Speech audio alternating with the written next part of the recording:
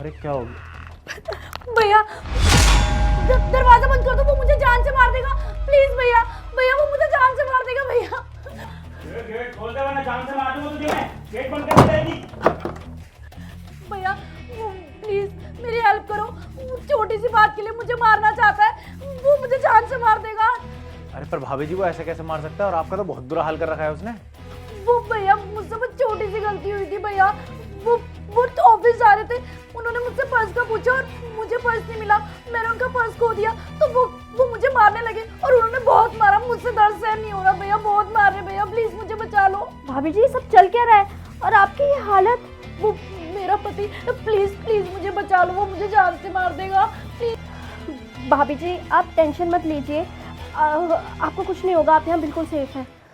मैं आखिरी बार बोल रहा हूं, दरवाजा खोल। बचा लो प्लीज, मुझे बचा लो। आप टेंशन मत लो, पुलिस में कंप्लेंट करते हैं हम, डोमेस्टिक वायलेंस का केस बनेगा, ये बहुत लंबा जाएगा जेल में। आप मेरे पति को नहीं जानते, वो मुझे जान से मार देंगे। वो बिल्कुल साइको वाली हरकतें करते हैं, वो बिल्कुल किसी की नहीं सुनते और उनकी पहुंच भी बहुत ऊपर तक है। प्लीज प्लीज मुझे बचा लीजिए प्लीज। पर भाभी जी पुलिस तो ऐसा नहीं है कि आपकी नहीं सुनेगी, आप तो लड़की हो और लड़कियों की तो ज़्यादा सुनती है।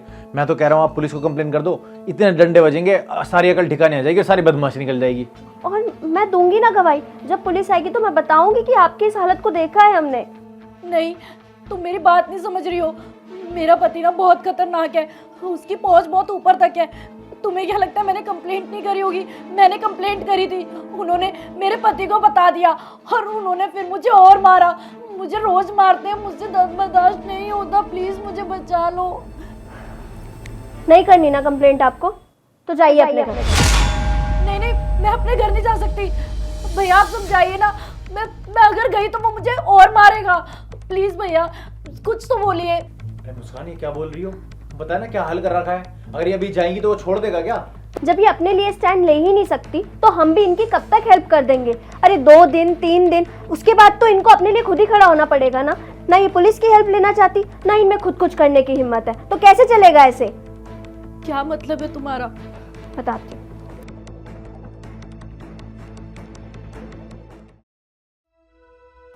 पकड़ो ये और इसे लेके जाओ अपने पति के पास, और जिस तरीके से उसने तुम्हें मारा है ना, उससे भी बुरी तरीके से उसको इससे मारो और बता दो उसे कि एक औरत पे हाथ उठाने का अंजाम क्या होता है। नहीं नहीं, मैं अपने पति पे हाथ नहीं उठा सकती, वो मेरा पति है, मैं उस पे हाथ कैसे उठा सकती हूँ?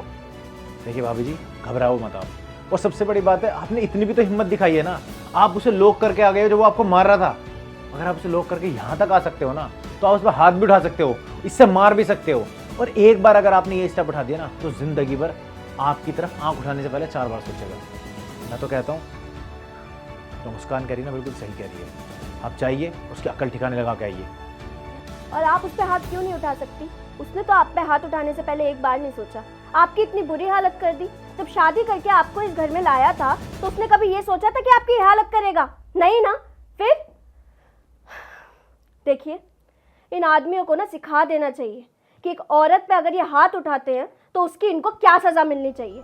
पता है प्रॉब्लम क्या है? इस सोसाइटी में ना औरतों को बस डिपेंडेंट रहना सिखाया जाता है कि इससे मदद ले लो, उससे मदद ले लो, लेकिन कभी अपने लिए स्टैंड लेना नहीं सिखाया जाता। लेकिन अगर तुम अपने लिए खुद स्टैंड नहीं लोगी तो कौन आएगा तुम्हारी मदद करने बार बार? जाओ और उसको उसके कर्मों की सज़ा दे के आओ।